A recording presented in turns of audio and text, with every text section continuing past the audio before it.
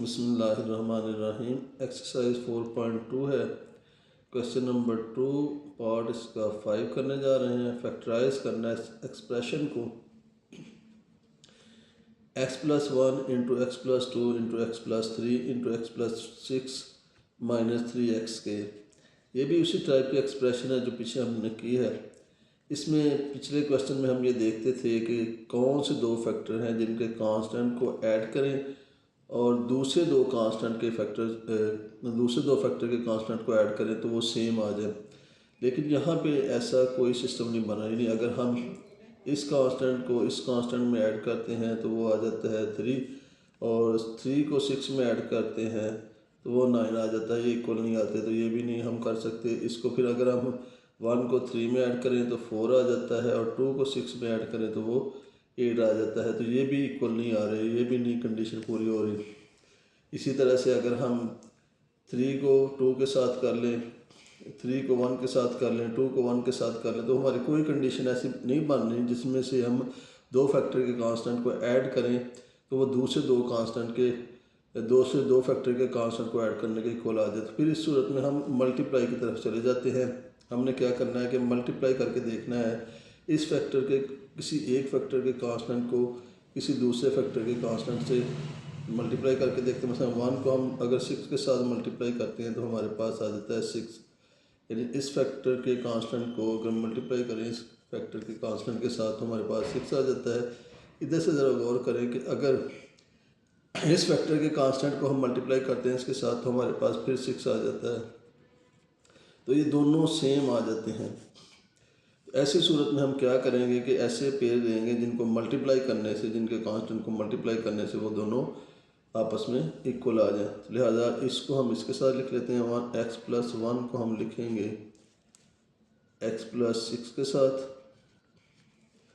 और इनको हम मल्टीप्लाई करेंगे, और x+2 जो है उसको हम मल्टीप्लाई करेंगे x+3 के साथ, और -3x जो है वो साथ वैसे ही आ जाएगा। अब x+1 को x+6 के साथ मल्टीप्लाई करें तो x इंटू x+6 आ जाएगा, +1 इंटू x+6। यानी पहले x को x+6 के साथ मल्टीप्लाई करेंगे, फिर 1 को x+6 के साथ मल्टीप्लाई करेंगे। इसी तरह से यहाँ पे x को हम मल्टीप्लाई करेंगे x+3 के साथ, और आगे प्लस है तो प्लस लगाएंगे, फिर 2 को मल्टीप्लाई करेंगे x+3 के साथ, और साथ नेक्स्ट जो टर्म है वो वैसे लिख लेंगे -3x के। अब x को x से मल्टीप्लाई किया तो हमारे पास आ जाएगा x को 6 के साथ मल्टीप्लाई करेंगे तो 6x आ जाएगा, +1 को x के साथ मल्टीप्लाई करेंगे x, और 1 को 6 के साथ मल्टीप्लाई करेंगे तो 6 आ जाएगा। इसी तरह से यहाँ से x को x के साथ मल्टीप्लाई करें x² प्लस x को 3 से मल्टीप्लाई करें 3x, 2 को मल्टीप्लाई करेंगे x के साथ 2x, और 2 को 3 के साथ मल्टीप्लाई करेंगे तो 6 आ जाएगा। -3x जो है x का स्क्वायर वो साथ लिख लेंगे। अब ये देखें x² +6, ये 6x और 1x दोनों सेम है वेरिएबल, इनके कोएफिशिएंट को ऐड करेंगे +7x +6, और इसी तरह से यहाँ से हम 3x को 2x में ऐड कर लेंगे तो हमारे पास आ जाएगा 5x +6 और -3x के साथ वैसे आ जाएगा। अब गौर करें इनमें से दो टर्म्स हैं ऐसी जो सेम आ रही हैं, इसमें भी x² +6 है और इसमें भी x² +6 है। इनको हम इकट्ठा लिख लेते हैं। x² +6 को x और +7x को अलग कर लें, इसके साथ ही लिख लें। इसी तरह यहाँ पर x² +6 +5x को लिख लें -3x के। क्या किया यहाँ पर, ये बात याद रखनी है कि देखना है कि दो फैक्टर इनमें से कौन से दो टर्म्स हैं जो सेम हैं, इसमें इस फैक्टर में और इसमें। देखिए यहाँ पे x² +6 है, x² भी है और 6 भी है, यहाँ भी x² है और 6 है। तो जो एक जैसी रकमें होंगी दोनों में उनको हम साथ साथ लिख लेंगे। x² +6 इधर भी लिख लिया, x² +6 इधर भी लिख लिया। और साथ में हम पे प्लस 7x आ जाएगा प्लस 5x। अब ये जो एक्स स्क्वायर ये दोनों सेम आ गए, एक्स स्क्वायर प्लस 6 जिस तरह पिछले क्वेश्चन में हम करते थे लेट किया, हम इसको किसी भी वेरिएबल के इक्वल कर लेते हैं, सपोज कर लेते हैं एक्स स्क्वायर प्लस 6 जो है वाई के इक्वल आ गया। तो जहाँ पर एक्स स्क्वायर प्लस 6 का है उसकी जगह हम क्या लिखेंगे, वाई प्लस 7x आ जाएगा। इसी तरह यहाँ पर भी एक्स स्क्वायर प्लस 6 की जगह वाई आएगा और प्लस 5x आ जाएगा माइनस 3x स्क्वायर।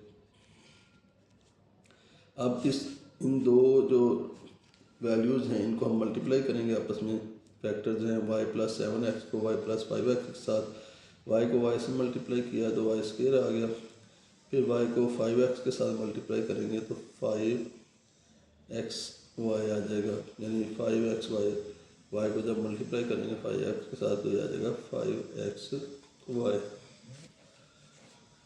इसी तरह से फिर प्लस ये वैल्यू प्लस और 7 को जब हम मल्टीप्लाई करेंगे 7x को y के साथ तो यह आ जाएगा 7xy, और फिर प्लस 7 को 5 से मल्टीप्लाई करें तो 35 आ जाएगा 35, और x साथ इस x के साथ मल्टीप्लाई करके x स्क्वायर आ जाएगा और माइनस 3x स्क्वायर साथ लिख लेंगे।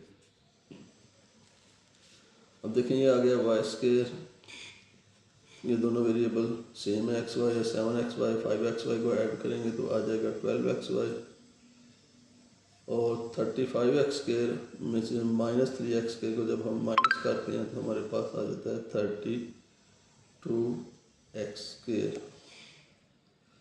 अब ये क्वाड्रेटिक एक्सप्रेशन की टाइप बन गया है, वही जिसमें हम पहले लास्ट टर्म को मल्टीप्लाई करते हैं। तो y स्क्वायर को जब हम मल्टीप्लाई करेंगे 32x स्क्वायर के साथ तो हमारे पास जो वैल्यू आएगी वो 32x स्क्वायर वाई स्क्वायर। अब इसके वो फैक्टर लेने हैं जिनको हम मल्टीप्लाई करें तो वो 32, यानी अगर हम इसको डिवाइड करते हैं, फैक्टर का मतलब यह है कि कौन कौन से टेबल में वो डिवाइड हो रहे हैं, कौन कौन से टेबल में को डिवाइड कर सकता है।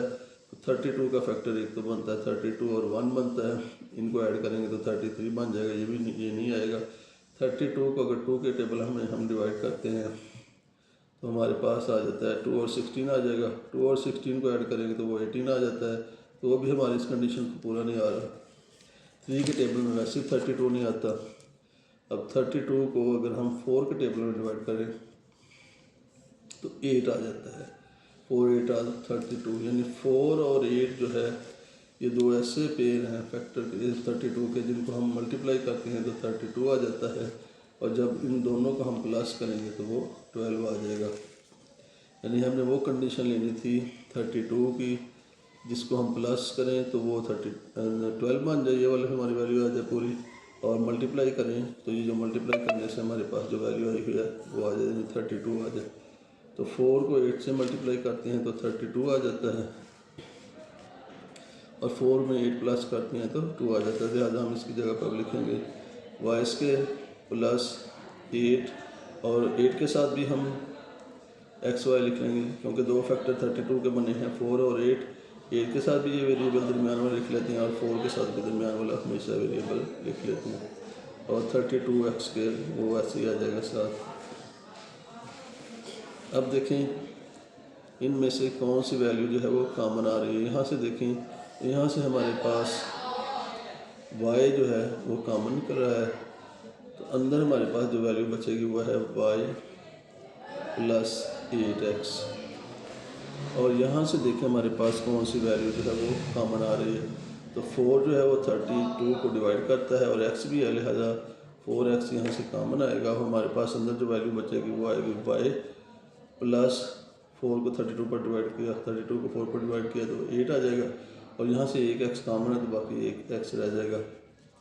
अब y प्लस 8 दोनों में कॉमन है तो y प्लस 8 हम कॉमन ले लेंगे, y प्लस 8x, और इस y को हम इस 4x के साथ लिख लेंगे y प्लस 4x, क्योंकि ये दोनों वैल्यू जो है कॉमन है वो कॉमन ले लें। अब नेक्स्ट दोबारा से देखें, हमने y की जो वैल्यू सपोज की हुई थी एक्स स्क्वायर प्लस 6, दोबारा से उसको y की जगह पुट कर देते हैं, ये आ जाएगा एक्स स्क्वायर प्लस 6 यानी जहाँ पर y था जो हमने सपोज किया हुआ था उसकी जगह दोबारा वैल्यू पुट कर दी और साथ 8x आ जाएगा। और इसी तरह से यहाँ पर भी y की जगह पर हम दोबारा से ये वैल्यू जो है x² + 6 पुट कर देंगे प्लस 4x। और इसको दोबारा से अगर हमने इसको इस तरह भी लिख सकते हैं x² 8x को इसके पहले लिख लें 8x + 6 और ये आ जाएगा x² + 4x + 6। यूँ हमारा जो क्वेश्चन है वो कंप्लीट हो जाएगा।